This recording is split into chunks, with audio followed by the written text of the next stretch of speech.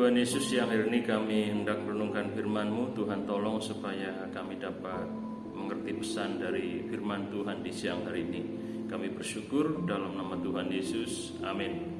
Salam saudara yang dikasihi oleh Tuhan. Siang hari ini kita akan merenungkan firman Tuhan dari Keluaran pasal 15 ayat 22 sampai 25. Saya akan bacakan buat kita semuanya.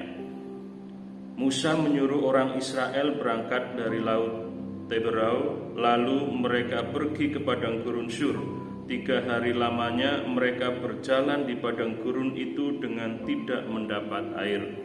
Sampailah mereka ke Mara, tetapi mereka tidak dapat meminum air yang di Mara itu, karena pahit rasanya. Itulah sebabnya dinamai orang tempat itu Mara. Lalu bersungut-sungutlah bangsa itu kepada Musa, kata mereka, "Apakah yang akan kami minum?" Musa berseru-seru kepada Tuhan, dan Tuhan menunjukkan kepadanya sepotong kayu. Musa melemparkan kayu itu ke dalam air, lalu air itu menjadi manis.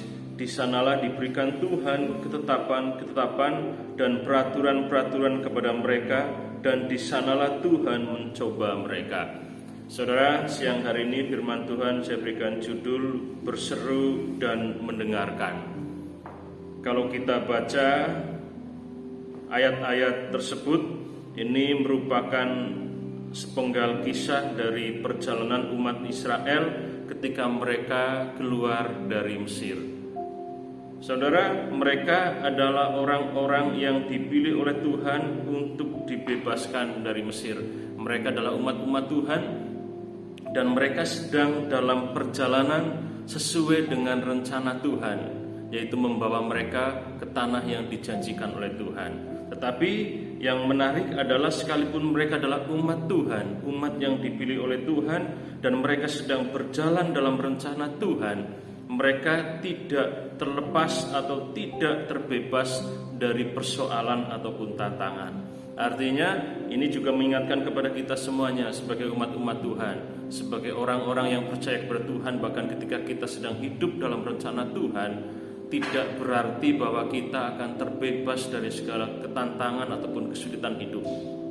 Kesulitan, tantangan, bahkan penderitaan tetap bisa hadir dan tetap bisa kita jumpai dalam perjalanan hidup kita, sekalipun kita sedang ada dalam rencana Tuhan. Yang menarik kita lihat bahwa masalah yang mereka hadapi adalah mereka sudah berjalan 3 hari lamanya di padang gurun dan mereka belum mendapatkan air. Mereka mulai takut, mereka mulai panik, mereka mulai cemas. Dan ketika mereka sampai di Mara, mereka memang mendapatkan air, tetapi air itu tidak dapat diminum karena rasanya pahit. Mereka semakin merasa putus asa karena ada air, tetapi sama saja karena airnya tidak bisa diminum.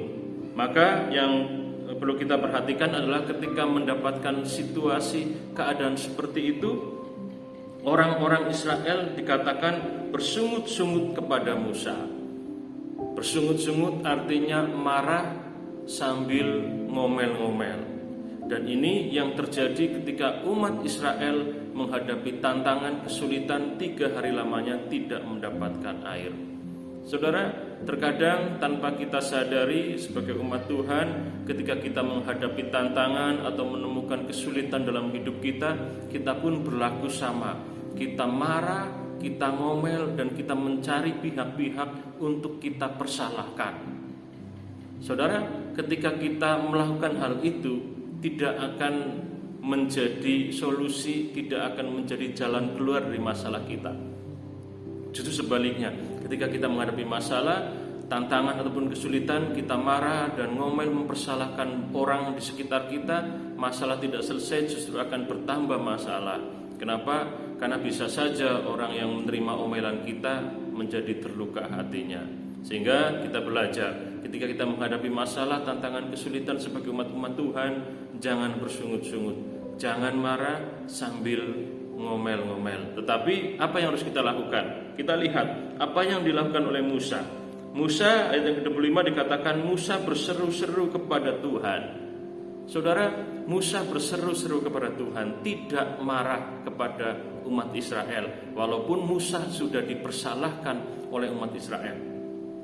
Karena seolah-olah Musa dipersalahkan, Musa yang membawa mereka, Musa yang memimpin mereka, dan akhirnya mereka mengalami kesulitan hidup. Musa dipersalahkan, tapi Musa tidak balik menyalahkan umat Israel. Pada saat mengalami tantangan kesulitan, Musa berseru kepada Tuhan. Yang pertama yang perlu kita pelajari ketika kita menghadapi kesulitan, berserulah kepada Tuhan. Berseru-seru kepada Tuhan. Sampaikan, utarakan isi hati kita, pergumulan kita, kerinduan kita kepada Tuhan melalui doa-doa kita. Dan yang kedua yang perlu kita perhatikan adalah Musa mendengarkan. Musa mendengarkan apa yang Tuhan katakan. Ini bisa kita lihat ketika Musa berseru, Tuhan menunjukkan sepotong kayu. Dan akhirnya Musa melemparkan kayu itu ke air, sehingga air itu berubah menjadi manis. Musa bukan hanya berseru kepada Tuhan, tapi ketika Tuhan menunjukkan solusi, menunjukkan jalan keluar, Musa mengikuti, mendengarkan dan melakukan.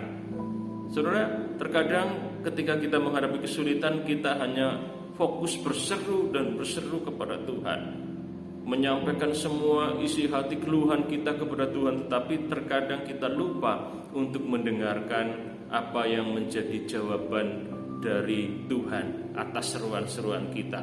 Kita kurang peka, kita nggak bisa mendengar suara dari Tuhan. Sehingga sebenarnya Tuhan sudah menyediakan solusi, Tuhan sudah menyediakan jalan keluar, tapi kita tidak bisa melakukan itu. Kenapa? Karena kita nggak mendengar, kita nggak tahu bahwa Tuhan sudah menyediakan jalan keluar, solusi dari masalah yang kita hadapi.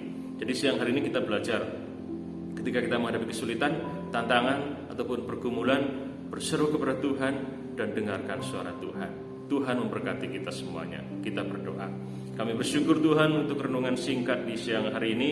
Tuhan, buat kami memahami, meteraikan firman-Mu kepada hati setiap kami, sehingga sebagai umat-umat Tuhan, ketika kami menghadapi pergumulan hidup, kami menghadapi kesulitan hidup, kami tidak menyalahkan pihak lain, kami tidak mempersalahkan situasi, bahkan tidak menyalahkan Engkau Tuhan, tapi kami terus berseru kepada Tuhan dan mendengarkan apa yang menjadi kehendak Tuhan bagi kami. Kami belajar firman-Mu dan Roh Kudus mampukan kami melakukan. Dalam nama Tuhan Yesus Kristus kami berdoa. Amin.